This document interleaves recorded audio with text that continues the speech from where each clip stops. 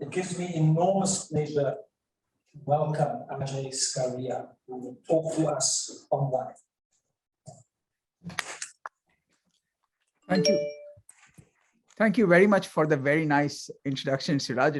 I cannot tell you what a pleasure it is to be amongst all of you here today.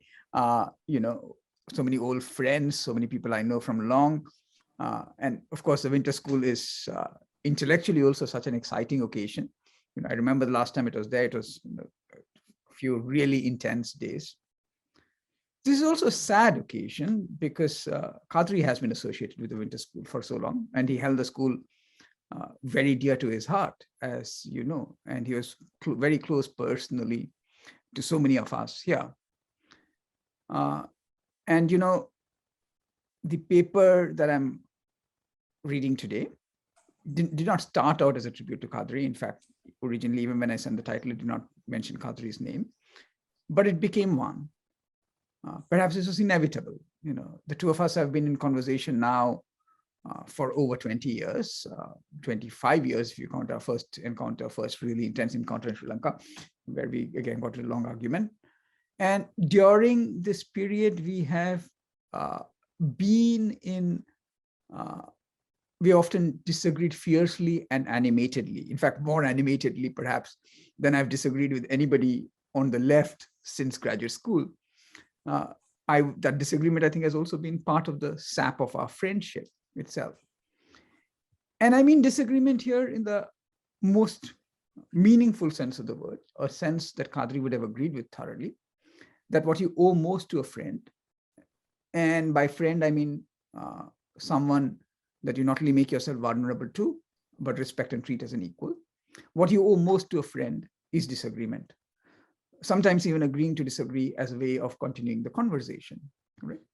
So given all this, perhaps it was inevitable that if in the wake of his death, I took up writing an essay on the subaltern and the minor, as I planned to even before he passed away, then the essay would also become an attempt to rhyme our agreements and disagreements, right? Rhyme, again, as you know, being a loaded term in his vocabulary, one of the ways that he signals the togetherness of disagreement, where such togetherness is possible, recognizing, of course, that it's not always possible. So what I'm going to do today is, in a way, a tribute to Qadri. I'm afraid it became longer than I anticipated. Right now, the overall essay stands at 12,000, and I tried to shorten it down. And I realized that there was no way I could do that. So what I've decided to do instead is to speak for 45 minutes and just read out excerpts, right? So obviously you'll not get the whole argument, but hopefully you'll get enough of the argument to get a flavor of where it is going. Let me begin with that. Section 1. Qadri Ismail's remarkable 2005 book, Abiding by Sri Lanka, is spurred by the necessity of questioning, and I quote, not just the necessity of practicality, but the very ethicality of what is arguably the founding structural principle of representative democracy, majority rule. For him, such a questioning included, and I quote again, the indispensable enterprise of rethinking from a minority perspective and from that of the critique of social science and of representation, the problem of democracy, of considering whether representative democracy, understood not as an egalitarian mode of government or the best possible system one can conceive of, but as a structure of dominance, not hegemony, enables minoritization, the making insignificant and of no count of minorities, unquote. To the empiricist and the historian, Ismail stresses, minority and majority are straightforward terms, simple facts of number or arithmetic, a matter of things that are self-evidently different, that can be and are grouped together, counted, unquote. By contrast, again quoting him, the novelist asks the leftist to learn from the singular and the unverifiable, from the minor, from the product of the imagination, that which never happened.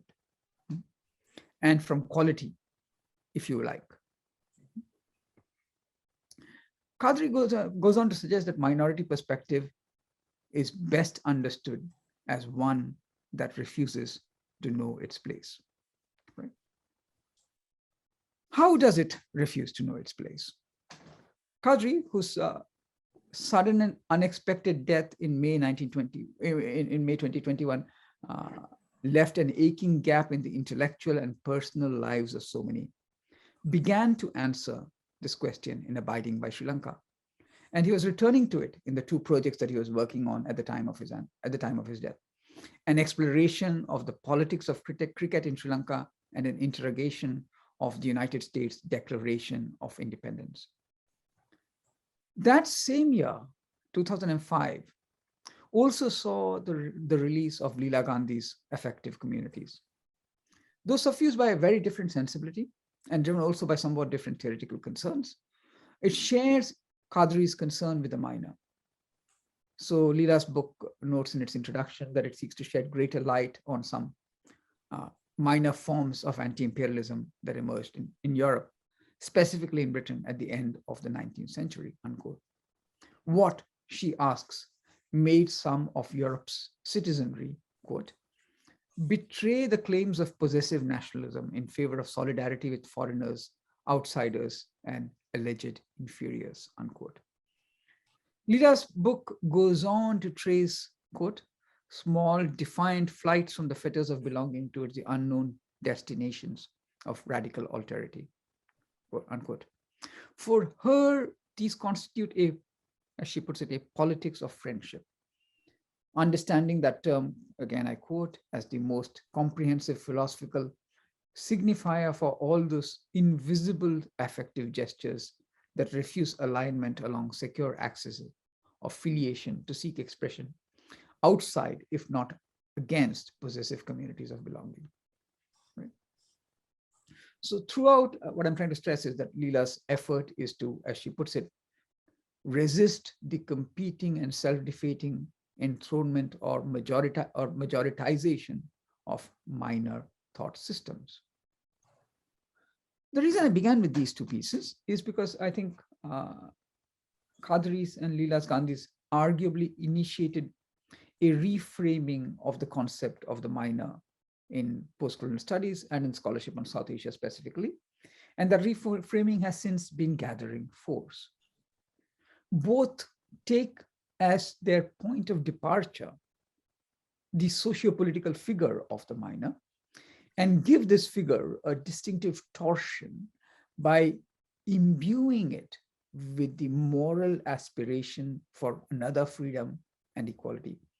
So much so that one must use the phrase equality of the minor to describe what they are doing. Now, the minor is not quite the same as minority or minors. As a by now voluminous literature has shown us, the emergence of the modern concept of population involved also the division of the population into majorities and minorities, with the latter designating enumerated and identifiable groups which are usually in a subordinate position within a population. That division took on a special charge with the consolidation of a politics, almost always a nationalist politics, centered around the will of the people. Now it was the people themselves who had to be divided into majority and minority. And majority rule was instituted as the principle of democracy, as Qadri notes. Accompanying that principle was often the question of minority rights, or rights that protected the minority from the majority. Right, so that's one sense of minority. And then there's the term minors, which usually refers to all those who do not yet, that being the operative action word here, yet have the power to act as citizens or full legal subjects, but will one day have that power. Today, the term usually refers only to children, but not only. If we remember the Kerala High Court judge who insisted that a 24-year-old Muslim woman was not adult enough to decide whom to marry. The reason I'm invoking these two senses is that the minor as a socio-political figure includes these two senses, but also gets to what runs through both of them. The sense of embodying practices, beliefs, and a way of being that is at odds with the norms dominant in society. As such, the minor are all those who face a domination and violence directed at them, whether as individuals or groups, because of who they are. Right? I stress the word who here. For example, Dalits, women, Muslims, Adivasis, LGBTQ groups, dissenters of all stripes. And we know this very well in India today. So the minoritized are somewhat different from the peripheralized, who face violence because of what they are. For example, small farmers, migrant workers, laborers, the precariat, more broadly. Both the minoritized and the peripheralized face the violence of being dominated, of course. Also, the minoritized are overwhelmingly the peripheralized and vice versa.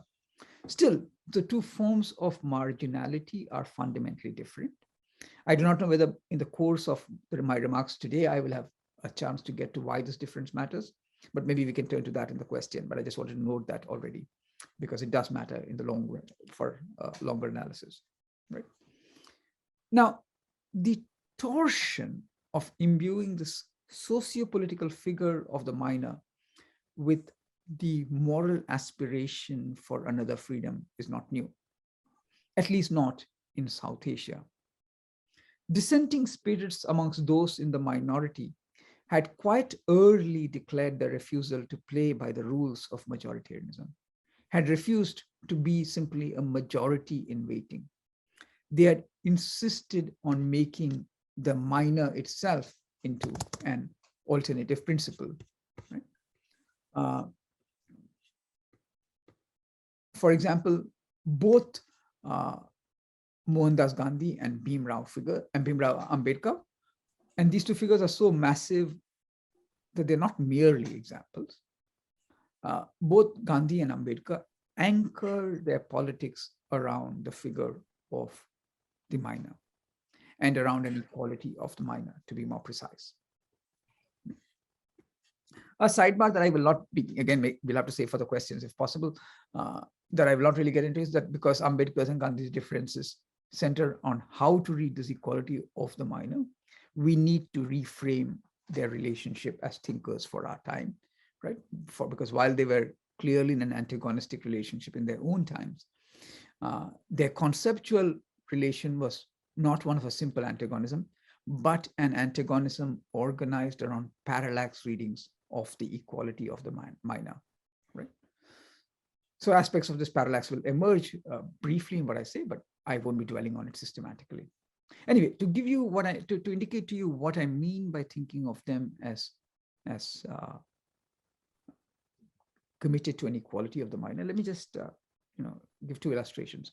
In Gandhi's 1910 book, in Swaraj, the editor declares, "It is a superstition and an ungodly thing to believe that an act of the many, majority in Gandhi's own English translation, binds the few, minority in Gandhi's English translation.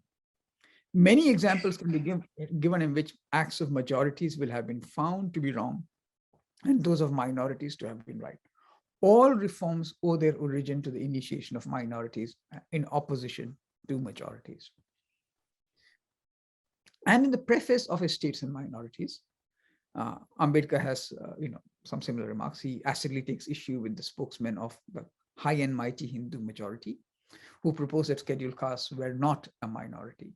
And he says, and I'm quoting, "Anyone with a fresh and free mind, reading it as a general proposition, would be justified in saying that it is capable of a double interpretation.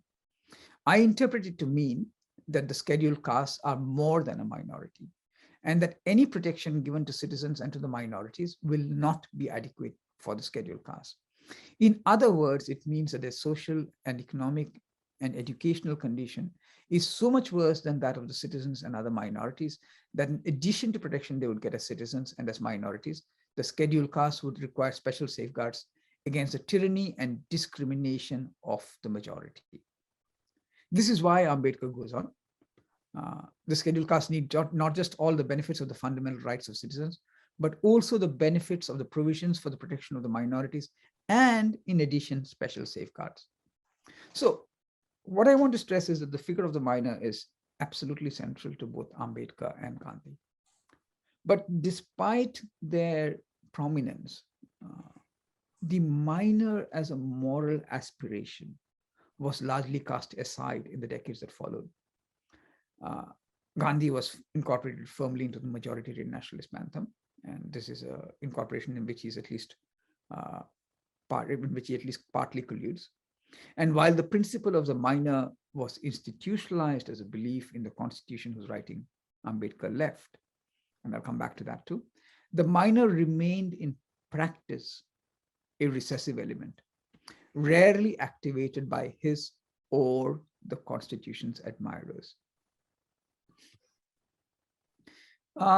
So I think in a sense, both and intellectually, academically, of course, at that time, the moral aspiration of the minor was very rarely articulated. It's only in the last 2 decades that the concept of the minor has come to the foreground again.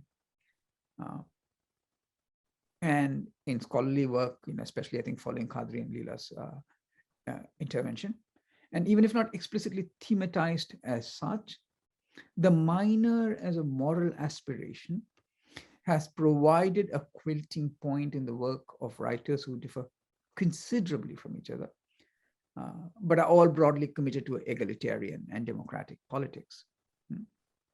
Thus, not only have we belatedly come to recognize Gandhi and Ambedkar and Iqbal as thinkers of the minor, the recent work of Daniel Elam shows how the figure of the minor organizes also the activities of Bhagat Singh and Lala Hardayal.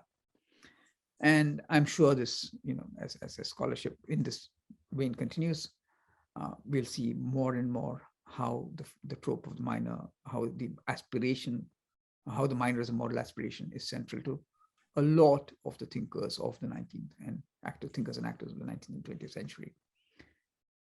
This increasing visibility of the minor in South Asian history parallels a double movement in contemporary South Asia, which has made the minor more visible in our midst today. On the one hand, a range of developments are enabling the proliferation of spaces for the minor. Dalit mobilizations, movements for gender equality, LGBTQ movements, and so much more.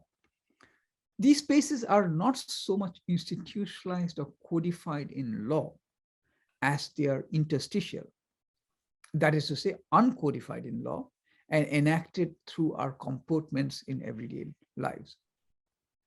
Assuming these comportments involves claiming equality without abandoning a minor status, without, that is to say, abandoning the badges that mark these communities or individuals as minor, without flipping the valence of these badges.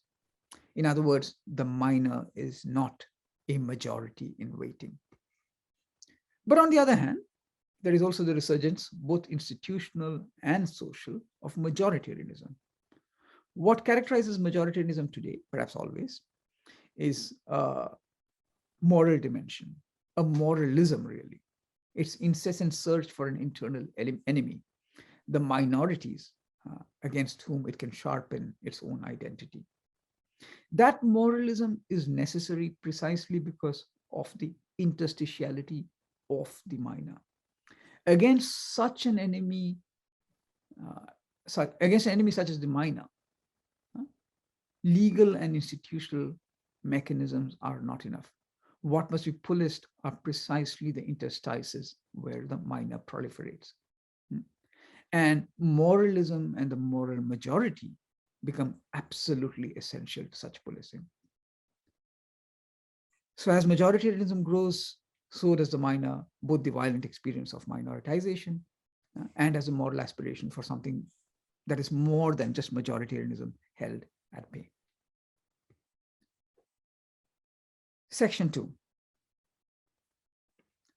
If we heed this growing prominence of the minor in our present and past, we find ourselves returned anew to the question that Qadri and Leela posed. who is the minor?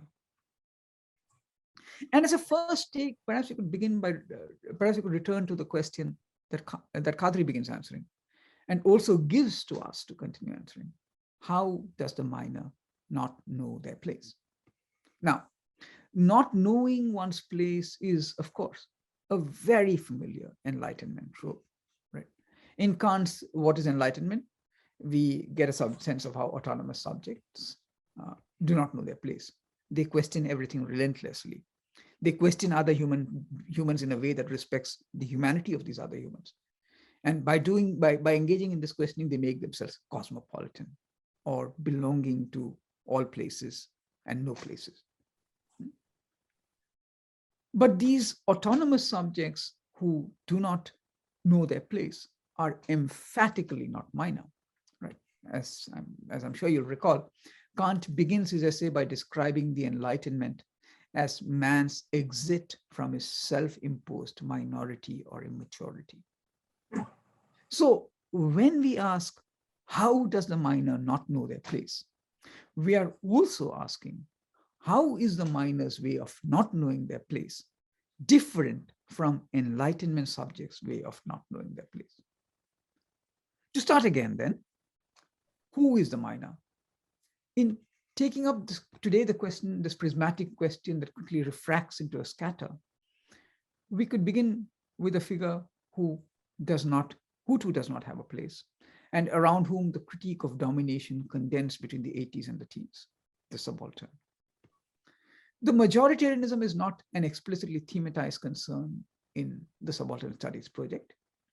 It is very much there. With the benefit of hindsight, it is clear that quite apart from its attacks on the Cambridge School, the project was taking issue also with two forms of progressive, with all the connotations of that word progressive, all the teleological connotations of that word progressive, of two forms of progressive majoritarianism that were intellectually influential then. One was a nationalist majoritarianism, which remained a significant strand all the way down to Bipin Chandra, and arguably finds resonances even today in the institutionalized Marxisms of the subcontinent. This tradition celebrated independence as the putative beginning of an emancipated society, one organized around progressive and secular values. There remains also a second tradition, which is the more critical and still valuable Marxist tradition, which is sharply critical of nationalism and stresses that post-independence India was marked by the dominance of a subcontinental elite, that it was a national class formation. What sets this Marxist tradition, this critical Marxist tradition, apart from the Subaltern Studies tradition, was that it too, like the nationalist tradition, sought its telos in a revolution that would establish a different kind of state. What these two progressivisms share, in other words, despite the enormous differences between them, is what could be called a statist or sovereignty-centered hope, right? A hope for transforming the Indian state, a hope for transforming sovereignty too, in the case of critical Marxism. And then from the 80s, as the statist hope fades, there comes the early moment of Subaltern Studies. Negatively, that moment is critical of statism itself as an orientation. Positively, it affirms, especially in the first 4 volumes, a separate domain of subaltern activity, an activity that resists incorporation into the nationalist narrative, that escapes it. Hence, to cite Spivak's essay, what Guha calls the politics of the people, both outside, this is an autonomous domain, for it neither originated from elite politics, nor did its existence depend on the latter, and inside, it continued to operate vigorously in spite of colonialism, adjusting itself to the conditions prevailing under the Raj, and in many respects, developing entirely new strains in both form and content, both inside and outside the circuit of colonial production. Now, when we stay entirely within this perspective of the first 4 volumes, the minor becomes recessive, transmutes itself into a institutionalized minority, a category entirely subsumed within the institutions of sovereignty-centered democracy. In an essay which hews close to this perspective that makes the minor recessive, Dipesh Chakrabarty distinguishes between minority histories and subaltern past. Democratically minded historians, he notes, have often produced quote unquote minority histories, histories that eschew any claim to a superior overarching grand narrative and incorporate minorities into a baggy narrative, since, I quote, democracy requires hitherto neglected groups to tell their histories. And these different histories come together in accepting the shared rational and evidentiary rules. To minority histories, Chakrabarty contrasts subaltern past, which cannot ever enter academic history as belonging to the historian's own position. Subaltern past represent those movements or positions at which the archive of the historian minds develops a degree of intractability with respect to the aims of professional history, unquote.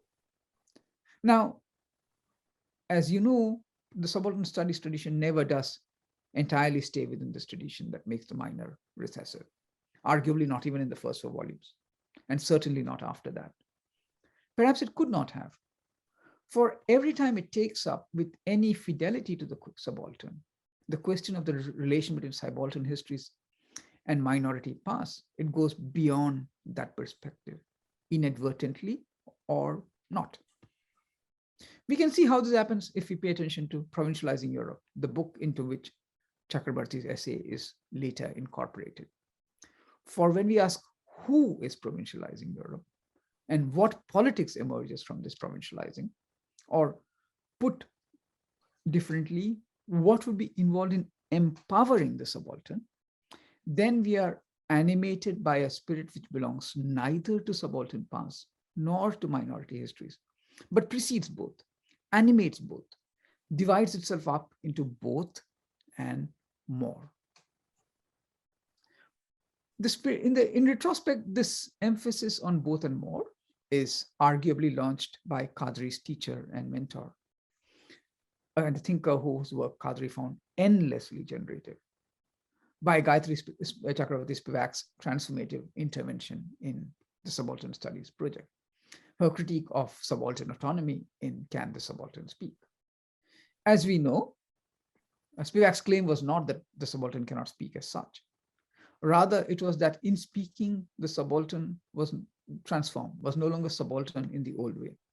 And when intellectuals gave voice to the subaltern, they inevitably engaged in a critique of the subject that, as she puts it, actually inaugurates a subject with a capital S. Relatedly, as Spivak puts it in a later formulation, when a line of communication is established between a member of subaltern groups and the circuits of citizenship or institutionality, the subaltern has been inserted into the long road to hegemony. And yet, as Spivak remains acutely aware, there is more to subaltern engagement with the circuits of citizenship or institutionality than the long road to hegemony. What this more is, we can get to by recalling a tension inherent to the Subaltern Studies project.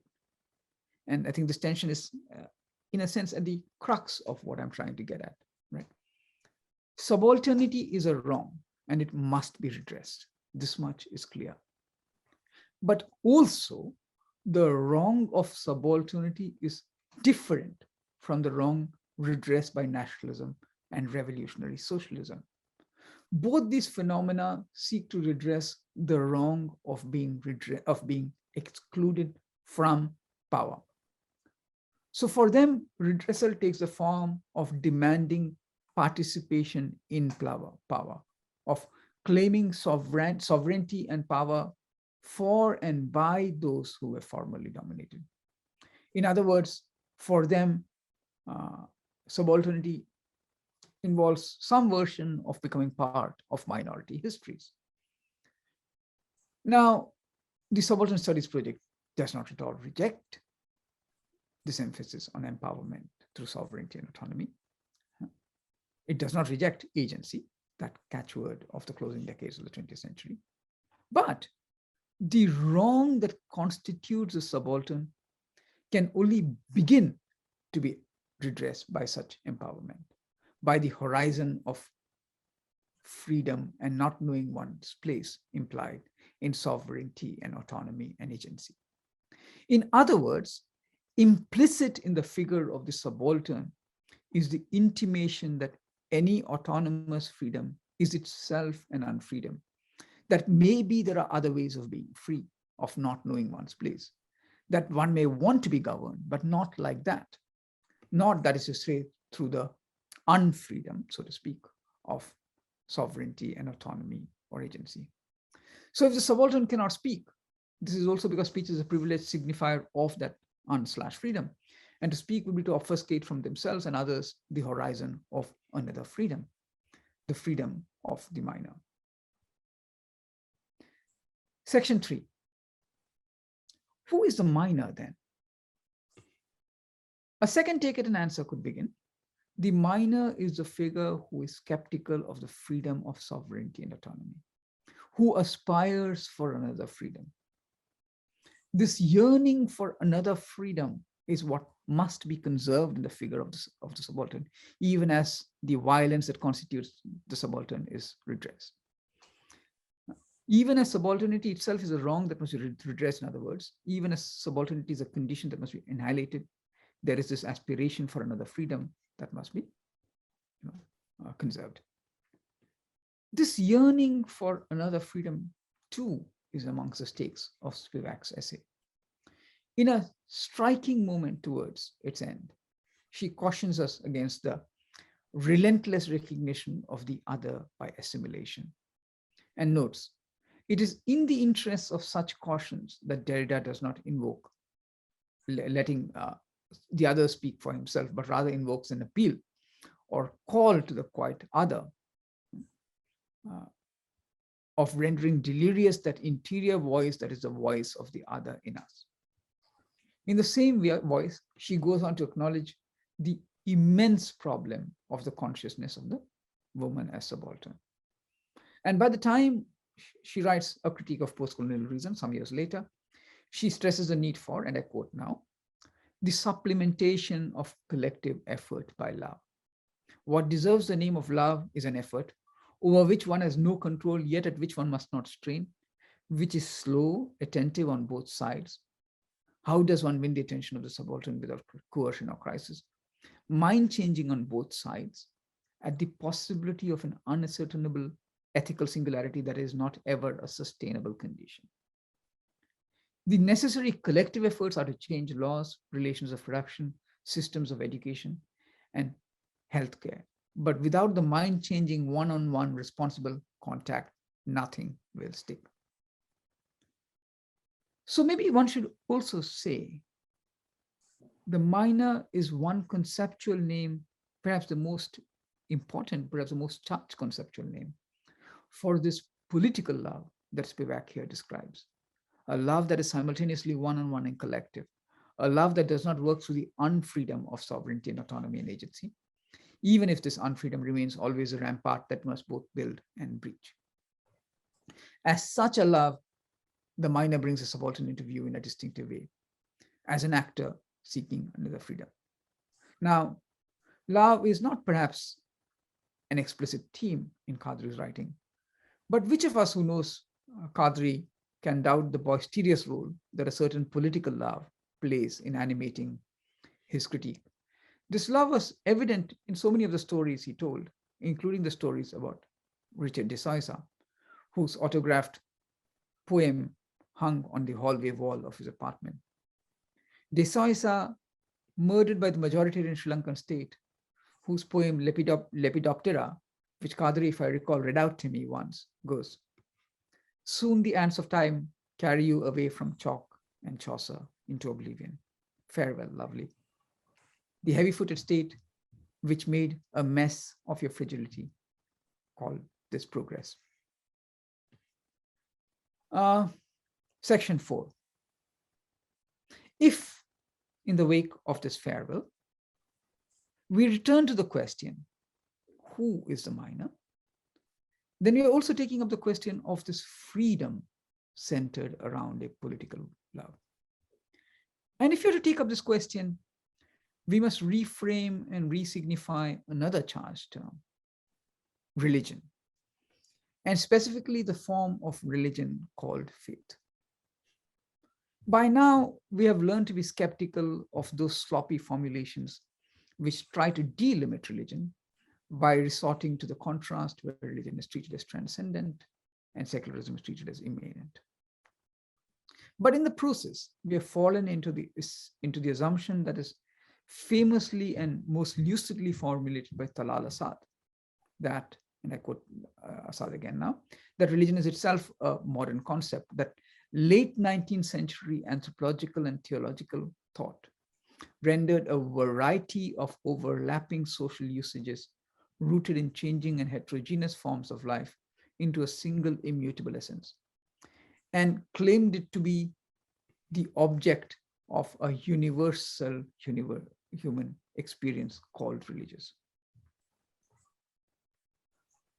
Assad's observation is correct, of course, but perhaps it obscures more than it reveals. Yes, the concept of religion receives its modern form when it is counterpointed to the secular and identified as a separate domain, analogous to the domains of culture, the state, economics, and so on. But this should not obscure from us the sense that the word carried formerly and arguably still carries, right?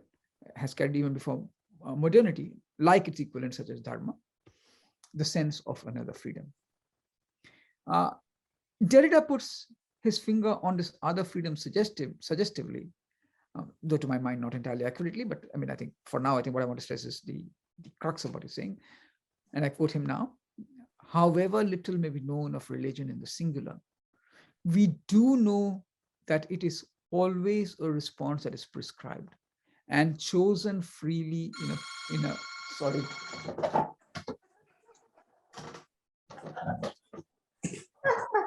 Sorry, I should have unplugged the phone.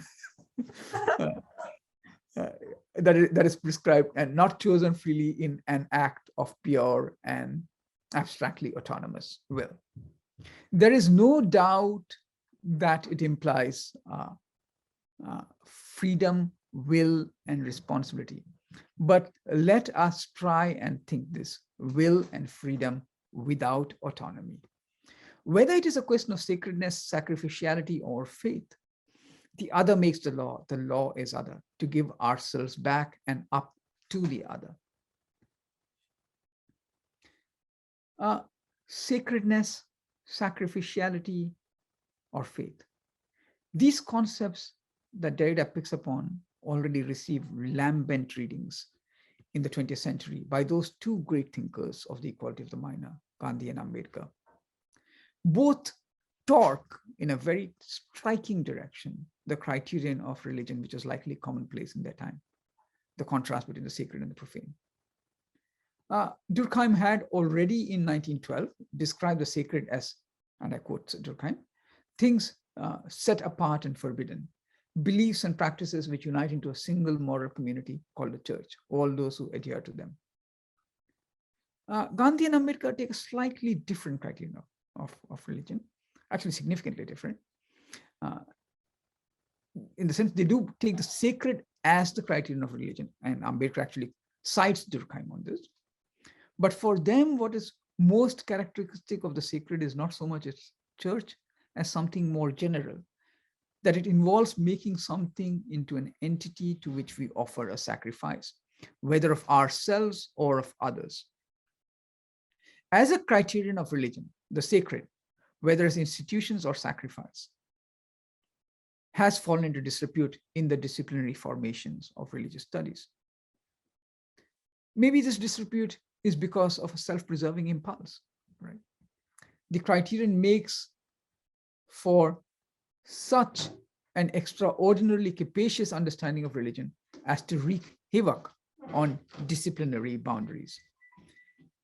And precisely because of this havoc, there is so much to be said for making the sacred as sacrifice the criterion of religion. For a start, it renders wobbly and even irrelevant the conventional contrast between secularism and religion as the immanent and transcendent.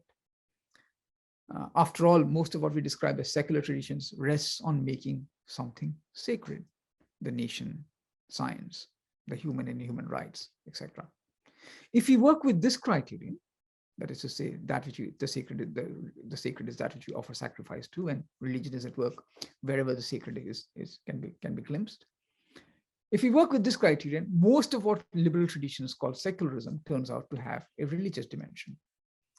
And this criterion also brings up against the limits of the argument that Talal Sad makes, that religion is a modern category coeval with secularism. For if the sacred as sacrifice is a criterion, then religion becomes a promiscuously universal category, albeit one with a complicated history that would include the modern attempt to shoehorn it into the religion-secularism contrast. So this is one of the reasons that I'm drawn to this criterion of the sacred as sacrifice, religion as the sacred as sacrifice. Gandhi and Ambedkar also give a further twist to this criterion of the sacred as sacrifice. Unlike Durkheim, neither have a primarily sociological understanding of religion. Indeed, Ambedkar has some really acid remarks about the study of philosophy of religion as merely a descriptive science. For him, as he puts it, it must be both descriptive and normative. And he says, I shall be putting Hinduism on its trial to assess its worth as a way of life. In other words, for both of them, religion is not only an object of study. Thus, on the one hand, both attack many forms of religious practice, what is conventionally called religious practice. Ambedkar's attack is sophisticated and unsparing, in a way not that different from the young Marx, pointing to the work that religion as a social order does in perpetuating the domination of the upper caste. Gandhi's attack is much less sophisticated.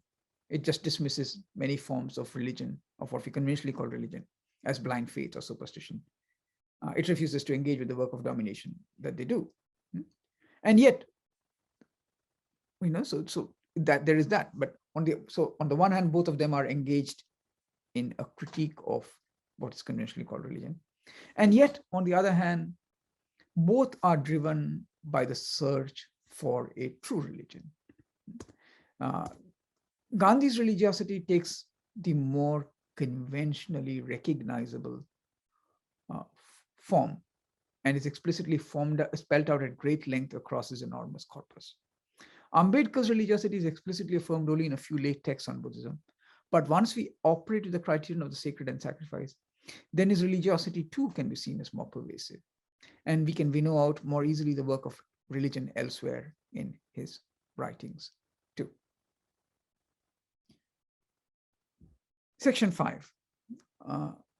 To clarify for ourselves the distinction that Ambedkar and Gandhi strive to make between the religiosity they criticize and true religion, it helps to recall and reframe a familiar distinction, arguably first intimated in Kierkegaard's contrast between the ethical and the religious, but perhaps more correctly stated for our times, more precisely stated for our times, as the distinction between belief and faith, which is a distinction that I think is, made by that is made both by Arendt and in a different way by Cantwell Smith. I would suggest that belief and faith are two ways of rendering the facticity of the world we encounter. Facticity is, of course, a word that I think Qadri would have taken issue with, but let's not, we can turn to that later.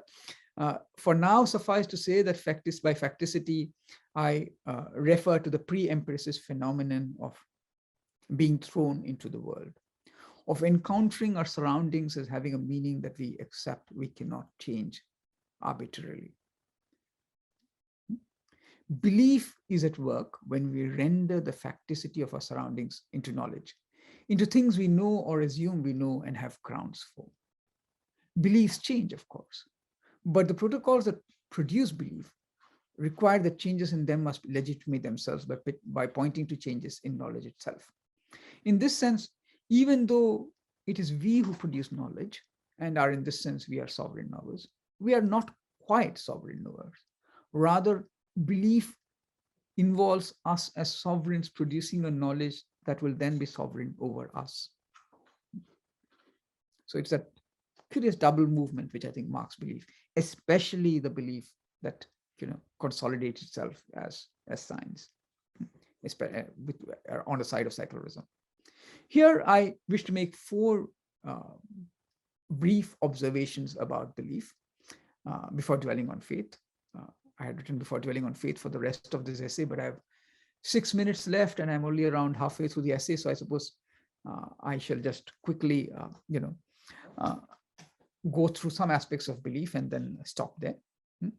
The first point I would like to make is that belief operates across the usual conception of the secular religion divide, and we know how belief is at work in what is conventionally called religion. But I just want to stress that both the sciences and the social sciences too are engaged in creating a certain verifiable knowledge, asking questions which have knowable answers that are at least in principle knowable, and that are also verifiably right and wrong. The answers to such questions, whether given theologically or in the name of science, render facticity into belief, organized by the protocols of verifiable knowledge. Right. I will be very quick with the next few points because I just want to try and end in the next 7 minutes or so.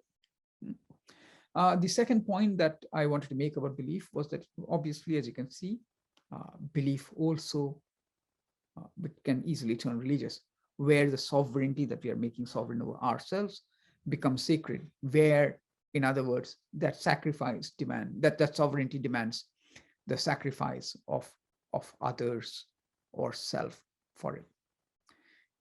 The third point I wanted to stress about belief was that belief involves a distinctive form of freedom, right? One where in our subordination, we freely sublate ourselves to, participate in, and even reshape that which we subordinate ourselves to.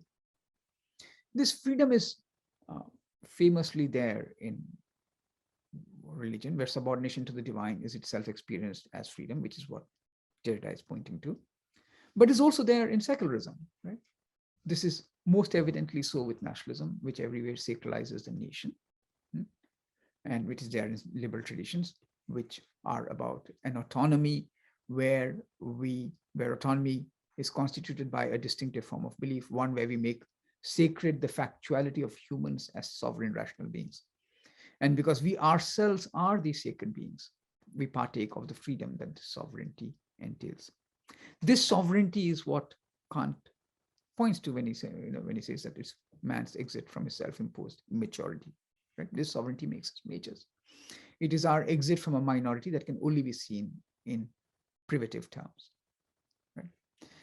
The fourth point I want to make is that both, and I will not give examples of this in the interest of time, is that for both Gandhi and Ambedkar, right,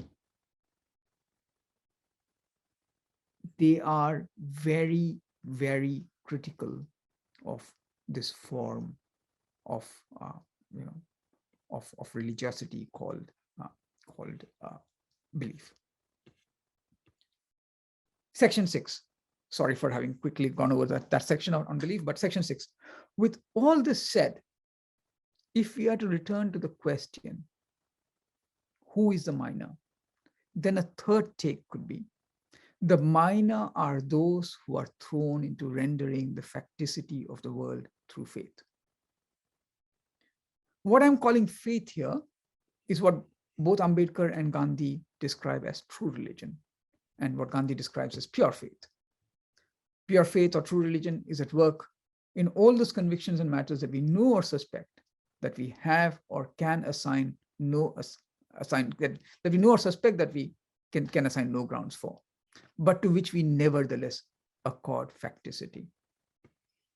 Historically, long before the death of God, faith was practiced by all those religious devotees who were convinced of the existence of their divinities, but accepted they could not prove it even to themselves. Such faith was the crux of mystical traditions as distinct from theological traditions. It was the crux especially of the apophatic traditions from which Derrida tried so hard, perhaps suspiciously hard, to distinguish from deconstruction. The apophatic mystic said, God is not this, God is not that, I cannot find God, but God is this formless figure who is not and who I cannot find. Right. To be clear, faith is not believing in something without good reasons to do so. Faith is not belief in spite of or even because of the lack of evidence. Both Gandhi and Ambedkar often use the word superstition to describe such belief in the absence of evidence, though they approach superstition very differently. True, faith does seem very much like belief without evidence. Epistemologically, I'm not even sure that the two can be distinguished. But ontologically, or in their being, so to speak, there is a vast gulf between them. That difference can be summed up in one phrase: the equality of the minor. Belief, we noted, is centered around the major. It is premised on subordination and sometimes sublation into the sovereignty and invulnerability of the sacred. By contrast, at work in faith is a reverential equality with the sacred itself. What I mean by this is that precisely because we are acutely aware here that faith is groundless, we cannot subordinate ourselves to the sacred. Even as we subordinate ourselves to the sacred, we are thrown back into ourselves and our freedom and our equality to what we surrender to.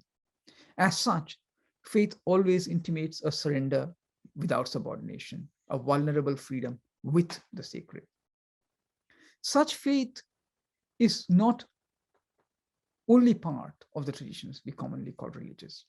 It is pervasive in what we describe as our secular world. The word with which the secular phenomenon of faith is, within which this secular phenomenon of faith is most evidently condensed, is the word that we also received from Spivak: love. To explain the love we give or receive or demand in terms of reasons for it is always inadequate. In other words, every act of love, to the extent that we accept and embrace its groundlessness, is also an act of faith in the sense of groundless equality.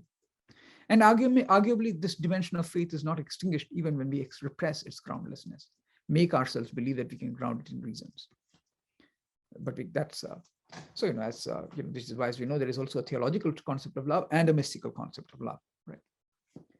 But focusing for now on the latter, there is moreover a word that we have long privileged to describe the everyday experience, the secular experience of a groundless love, that is, of freedom and equality. This word is friendship. Friendship is the relation where we groundlessly experience an equality with those whom we love. So perhaps you can put matters this way then.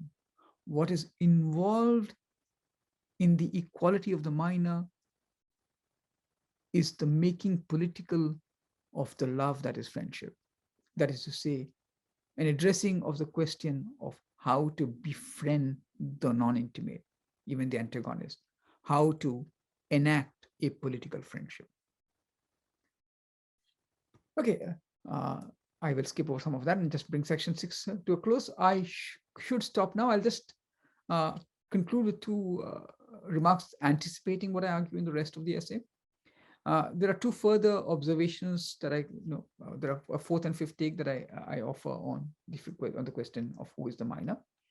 The fourth one is that the minor is also a method, right? That is to say, the method of reading, a concept that we can understand actually much better by contrasting it to critique. And the fifth, and to my mind, the most crucial one, which actually comes back to Qadri most, is the, is that the minor is striving for the impossible, right? And to get a sense of what I mean by the impossible, again, you have to remember that, what Qadri is saying, that can only be imagined, etc. And the reason the impossible matters is that it is the most intense moment of both belief and faith, right? But belief approaches the impossible in an idealist way by putting it off in the future, whereas faith is about trying to make the impossible arrive in our present. And so I conclude this essay by going on to contrast two forms of faith, both of which complement one of which complements Republican democracy and the other supplements it. One being, of course, the practice of liberty, equality, and fraternity, and the other being the kind of politics that Gandhi was engaged in with Satyagraha and that Ambedkar was also engaged in in his, in the movement, in the conversion of Navayana Buddhism. So I'll stop here. Thank you so much, and sorry for having gone 7 minutes over the recommended time.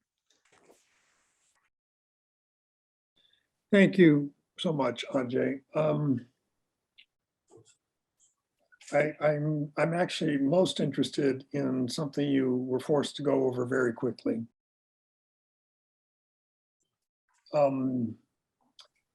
I don't know whether you were ever in her presence when she said one of her formulas. I'm thinking of Gayatri talking about deconstruction,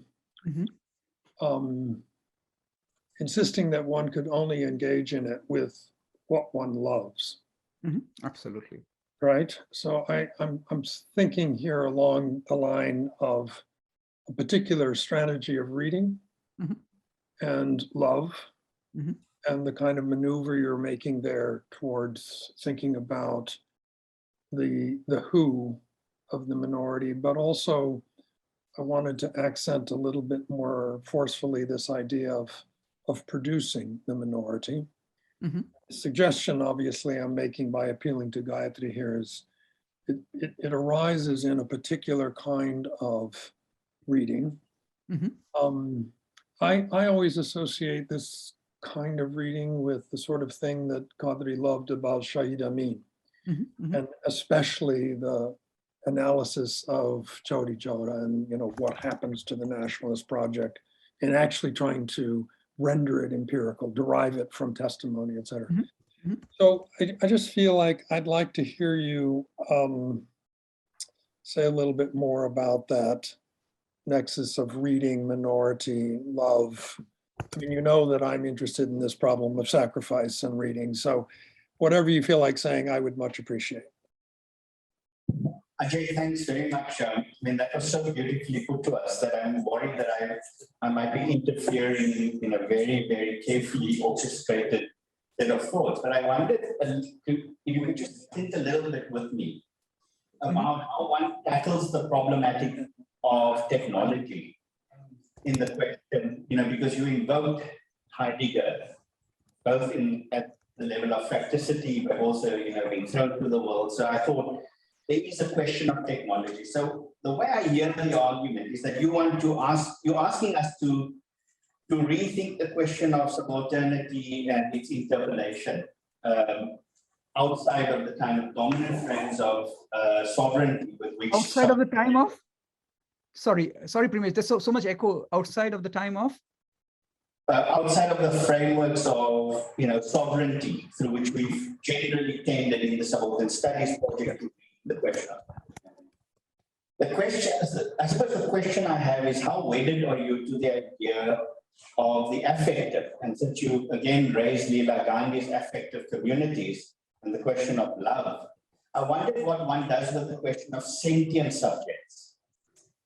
Of sentient subjects, yes. Because in some sense, the sentient subject, I'm thinking here with Butler's senses of the subject, tries to bring together a different configuration of subjectivity in relation to technology. So the question really here is, is there space in the kind of, in the schema you've given us for thinking the problem of technology or the question of technology? So let me take up these three questions, Ross, John, and Primesh, in that order. Ross, I could not agree more with you that in Kant, there is not faith, but only belief, right? In fact, I would say that it is what is distinctive about the tradition that calls itself secular, is that it must repress the sense in which it is also belief, right? And must therefore also delegitimize the work of belief elsewhere. So it confines belief to this phenomenon that it corrals out, called religion. And then refuses to find faith except as superstition, right? Which Kant does very clearly in Religion Within the Limits of Reason Alone, right? Where he has his pererga, right? So yes, I could not agree more with you that there is no space for faith in the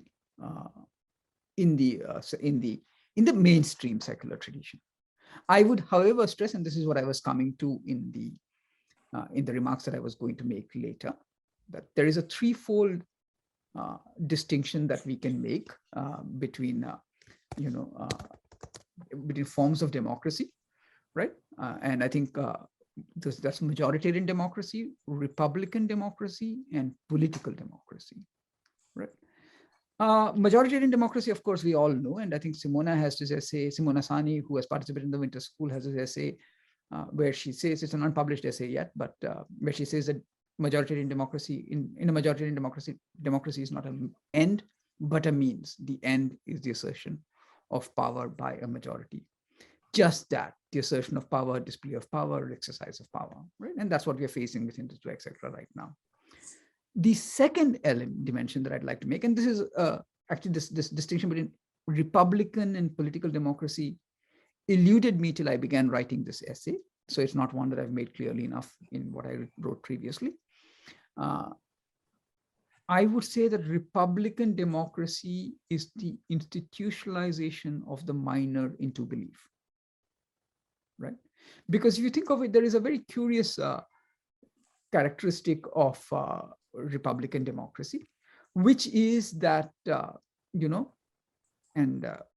it seeks to institutionalize the slogan liberty, equality, fraternity, right?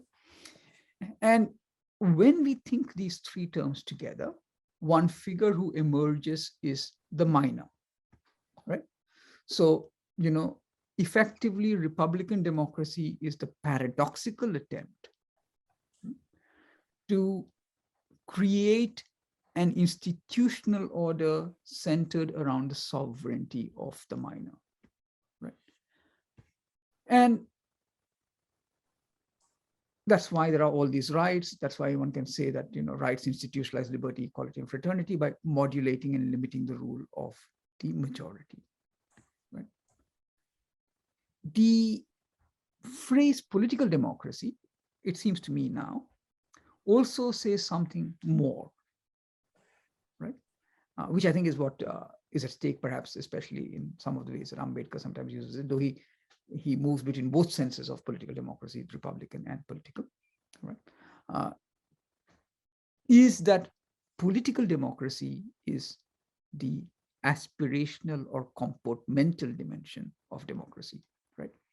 That is to say, it is the act of faith that is necessary to liberty, equality, and fraternity, right? Because if you think about it, the moment you try and make republican democracy institutionalize it into a principle, and this gets to Pramesh's question in a way, right? You have to make it into a democracy shared between sapient beings. There is no place in republican democracy for non-sapient beings. And sapient beings is not all of Homo sapiens, as we know very well, right? Sometimes sapient beings don't include women, sometimes they don't include slaves, sometimes they don't include Dalits.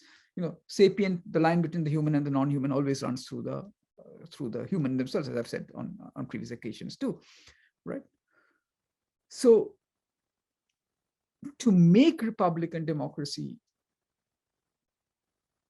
republican democracy can function only as an act of faith. And it is this act of faith that I think is, foregrounded in the emphasis on political democracy, right? That is to say that, what could be more irrational, say, than in India, claiming that, for the larger part of human history, we have not treated each other as equal or free, right? And what could be more laughable than the claim in India that we Indians, who have such a dark history of violence towards dominated castes or those of other religions, that we have treated each other in a spirit of fraternity or friendship, right? So what I'm trying to say is that there is this element of pure faith involved in even, political democracy. That is why I'm saying that political democracy is a complementary aspect of of republican democracy, not the supplementary aspect, but the complementary aspect. Okay, so that I think is broadly where I'd say that yes, there is yes, in Kant there is only belief, not faith, but there is a repression of faith that is going on. And the more violent this, and part of the violence of what we call republican democracy is precisely this repression. The second question, John, that's a lovely question. And, reading and minority and love together. John, I suppose the point is trying to, I don't know whether I can answer it adequately right away, but very broadly speaking, yes, I could not agree more with you. There's this quote with which actually from Gayatri, which Qadri begins his book with, which is, if you remember, that is where he says, if you remember that, I'm trying to find where he says, yeah, he says, I would rather think, he's citing her, and he says, I would rather think of the text as my accomplice rather than my patient or my analysant, right? And I think, like the word love that you used, the word accomplice is interesting, right? Because with the patient and the analysant as with an object, we have a relation of mastery, right? With the practice of critique, as the Kantian tradition would have it, again, we have a relation of mastery. At stake in reading, and I know you completely agree with me, so I suppose I'm only saying, I'm not really answering your question, only reiterating what you already know. That's why I feel bad about the answer I'm giving. At stake in reading is, because I've learned this actually most from you, perhaps, right? At stake in reading is the practice of a certain equality with what is being read, right? This is not an equality that closes off the possibility of criticizing, right?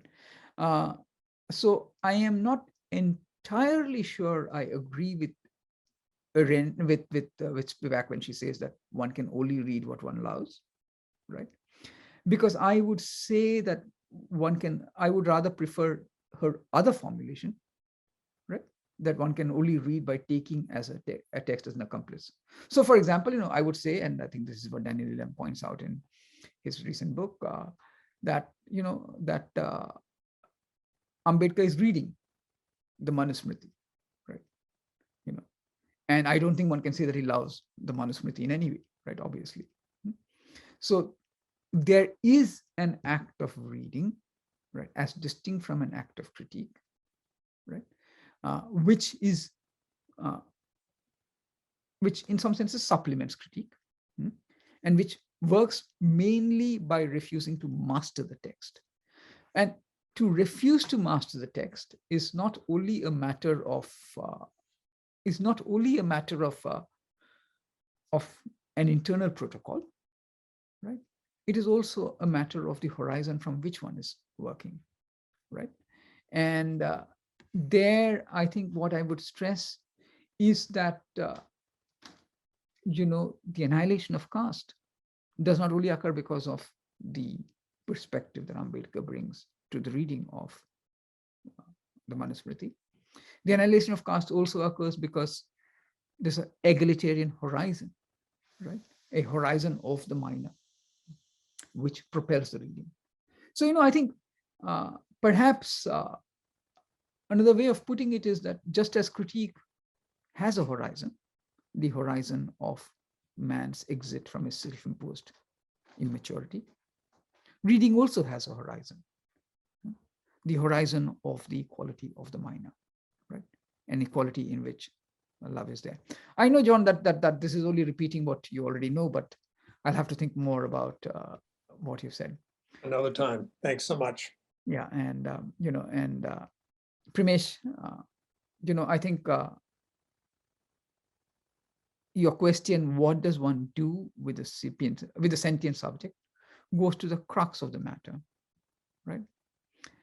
I think, as you also know, Heidegger famously or notoriously says, man is a shepherd of being, right? I know people pick on him a lot for saying that. I would like, or I would prefer, in a qualified way, to defend that, right?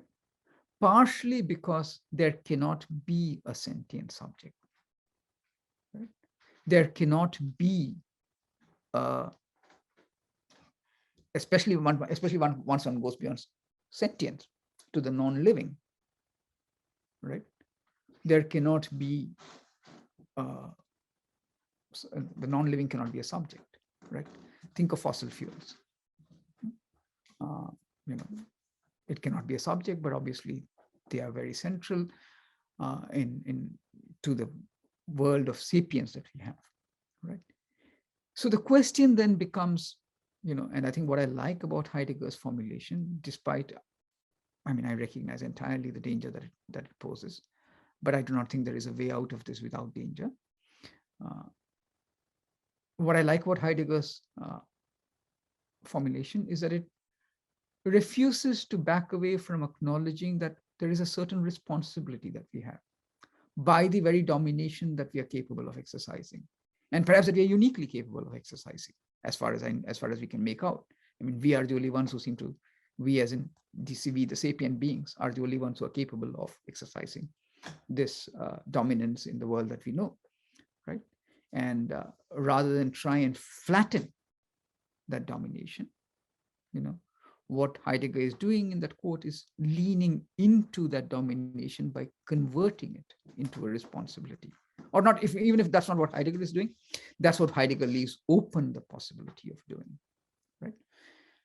And that brings me back to the problematic of technology, because I think, in a sense, again, don't forget, and as you know, Heidegger is right in the opening paras of that essay on question concerning technology. He backs away from an understanding of technology merely in terms of instrument, right? He tries and give a broader understanding of technology, right? And the implication of this broader understanding of technology is to imbue technology itself, the concept of technology itself, with a certain sense of responsibility, right? Again, I'm not entirely sure that I've got to the implications of what you're saying, but I think that's what I'd say for now, at least. So I want to actually come at this from a slightly different point of view. One is the world of Gandhi and Ambedkar. You did reference that, but that time, the colonial moment, and thinking about space, and the kind of aspiration of transformation that a minority might have, right? So it's a different political moment altogether, right? It's possible to be faithful in that sense. Now, when we think about this at our current moment, what I want to pose to you is something slightly different, because I want to think about the minor from two kinds of positions. One, in the context of a minor musical scale. Right? A minor. So what musical scale, right? The major and minor, when we think about it in Western classical music. Right? We are talking about a non-commensurability of tonality. Right? It's not going to come together. That they are at variance. They produce different kinds of effects and affects. Right? So there's something else that's actually going on with that minor-major kind of relationship. And alongside with that, let me pose here the difficult minor, the problem of the difficult minor, almost often the difficult minor. Difficult, DIFFICULT, yeah. The difficult minor, which is the woman. The woman as minor is one of the most difficult ones to conceptualize. Yes. Always in and out of both, right? Never able to have that pure position of thinking of an alterity in terms of future. Right? So implicated in very different kinds of projects. And if we look at both of these as the kinds of sites from where we want to think today, I would actually want to think about the impossibility of love. Right? One of the things that we are hearing again and again and again, it's happening in political movements all over the world, the return of love. It's returning in a very different way. The term used often is compassion. And again, I'm sure you will have interesting things and thoughts about Ambedkar and compassion, and thinking about dukkha and how one wants to think about the sense of the build on what Ramesh was saying, the sentient self, the sentient subject. But the impossibility of love, not being a friend, perhaps not hated. Right? I think we are poised at a moment of not happening. Right? It isn't an aspirational moment, a transformatory moment of faith in a project where the minor arrives, becomes visible, finds voice in a certain kind of way. Mm-hmm. We are actually at a time of impossibility. So this is what I want to think with you. I mean, I really enjoyed listening to you, but I have to say that I speak from a position of great skepticism and sorrow, because it isn't possible to describe our current moment in any other way. In fact, all I do when I speak to friends is the absence of any kind of futurity, of any kind. And that absence is very difficult to think about. Anyway, yeah. Thank you so much, Ajay, for the presentation. I thought it was quite enriching in terms of the epistemological and philosophical distinctions and binaries you brought together. I think it was quite interesting to hear those debates. But for me, in a kind of cursory way, from the analytic, or learning about the analytic tradition and going forward from that, it kind of struck me that at also the heart of the discussion was a philosophical conception of reason. And for me, that goes back to John Locke and John Locke's conceptualization of reason in relationship to the minor. So, of course, the minor was the object outside of the discourse or the framework of the Commonwealth, especially in those two treaties where he's making the distinction between those with reason and those without reason.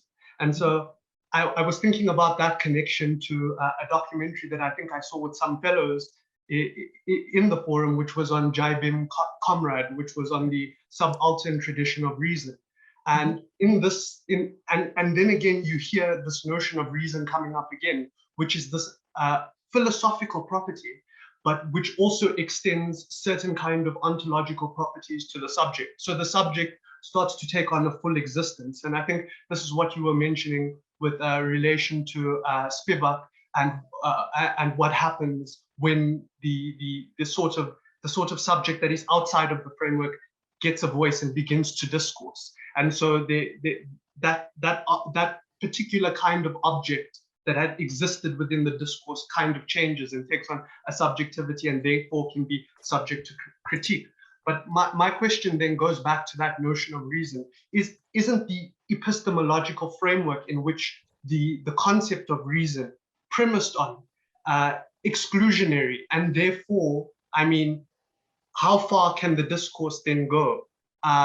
Because when you trace a genealogy of an idea and a concept, of course, you're confronted with the past as well as the future from the present moment of observation. And so one of the arguments, of course, is that if it's overly deterministic, you're going to use past incidences to determine what the future outcomes will be. But we know from, if you're thinking about people like Hume, regular observation of nature doesn't necessarily mean the outcome is necessarily confirmed. And this goes back to your point about faith in science, and the faith in inductivity, as it were.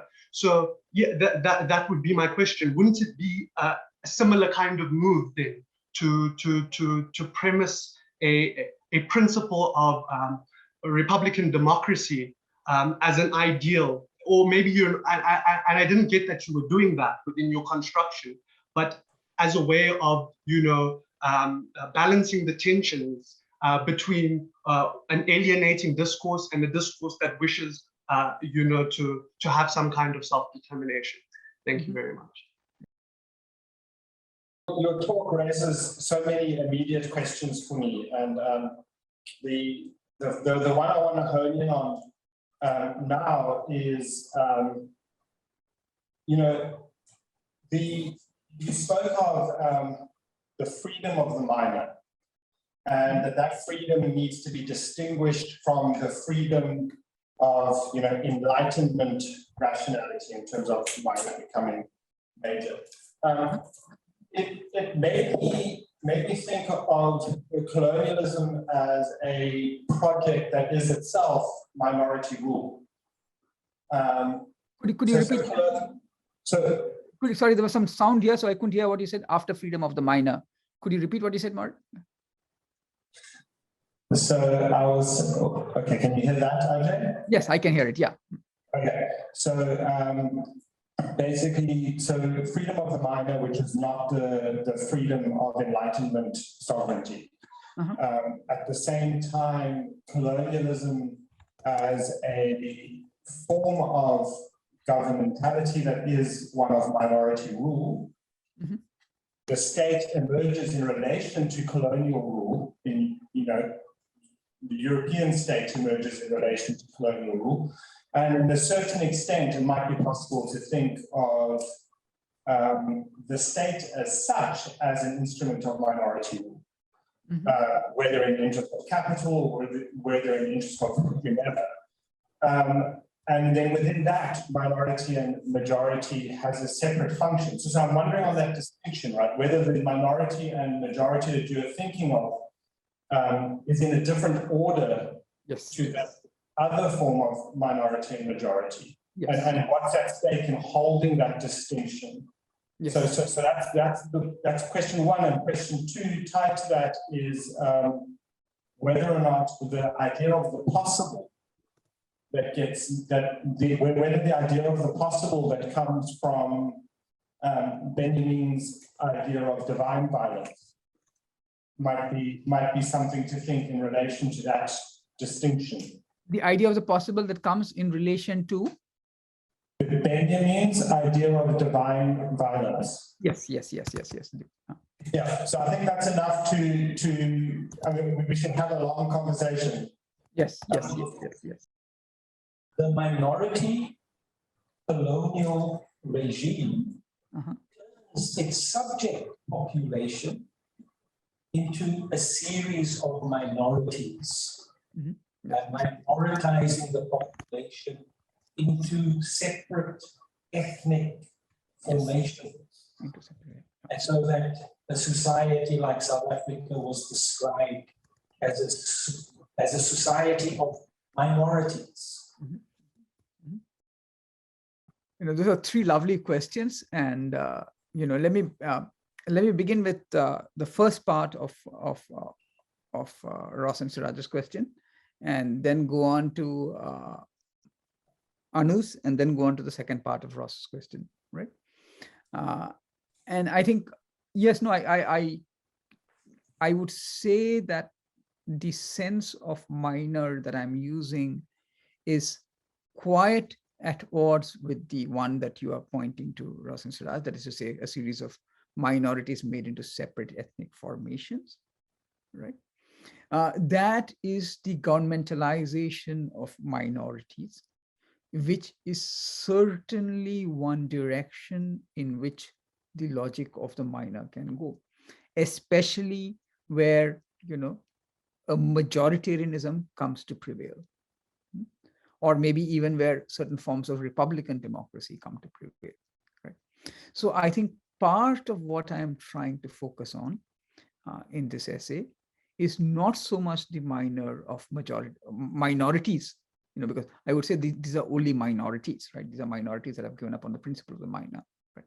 They've been made into governmentalized objects, that not so much the minorities as that are governmentalized objects, created by the same logic that creates majority, but and therefore in some senses, in all senses, completely compatible with majoritarianism, right? But the minor as that which resists this logic. So what is the relationship between this? I suppose it would have to necessarily question even the whole creation of separate ethnic formations, etc., which, as we know, in some ways is what Qadri is also engaged in his critique of culture and all of that. The second question, Anu, I completely hear you, and what the honest answer would be that I don't know, right? That that I mean, it's a time of really great skepticism and sorrow. I mean, where I mean, majoritarianism is rampant like never before, right? Where the space that existed, at least for a Republican democracy in the 1950s, has also disappeared. Yeah.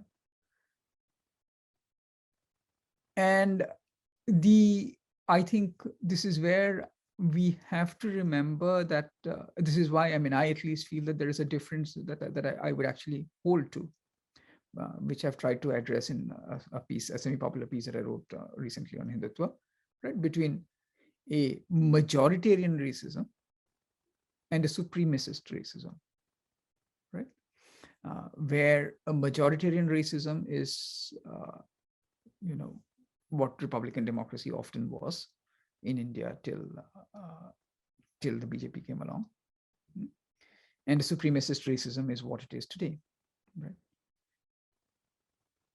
And that we are in a position where we have to choose between these two. I mean, what can be more dismal than that, right? But obviously, as we know, we obviously prefer, one has no choice but to choose. And I suppose all I can say is that, at a point like that, one must choose a majoritarian racism. That is all one can say. And I know that's not an answer, but honestly, I don't have an answer, right? I mean, I think, the thinking of the impossible at this moment is, as you say, it's an impossible in the privative sense of impossible, right? Not in the generative sense of impossible. That is also the impossibility of love, right? Yeah, but the other aspect of your question, where you took up the question of the difficult minor,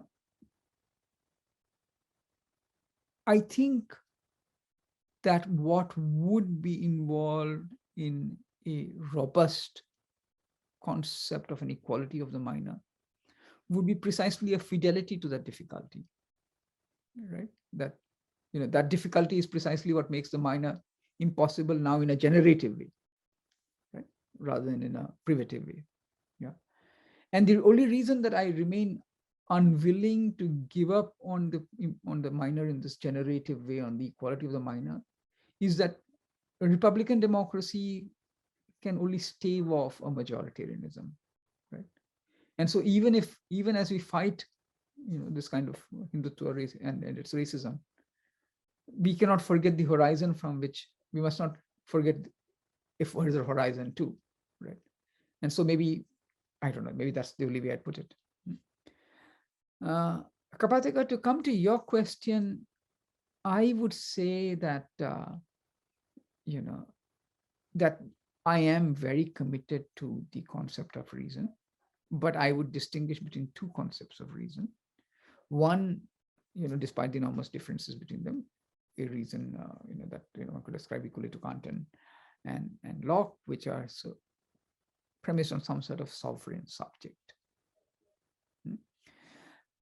But, and there is Arendt somewhere makes, I think in I'm blanking where she does it, but it'll come back to me. She makes a distinction between knowing and thinking, which is part of what I was, implicitly drawing on when I made the distinction between belief and faith, where she says that knowing is the form where we ask questions that are answerable in principle. Say, for example, will the BJP win the next elections? How many people have been killed by COVID? These are questions to which we can have answerable questions, at least in principle, right? We may not actually know it. The actual death toll may always evade us, but in principle, it is knowable. And that's what she calls the order of she doesn't use the word order, what she calls knowing. And to that, she contrasts what she calls thinking, which is the form of reason that requires asking unanswerable questions of ourselves. Right? These questions also have a right and wrong, but not necessarily in a verifiable sense, right? Such as, is capital punishment justifiable, etc. Should we have a free press, right?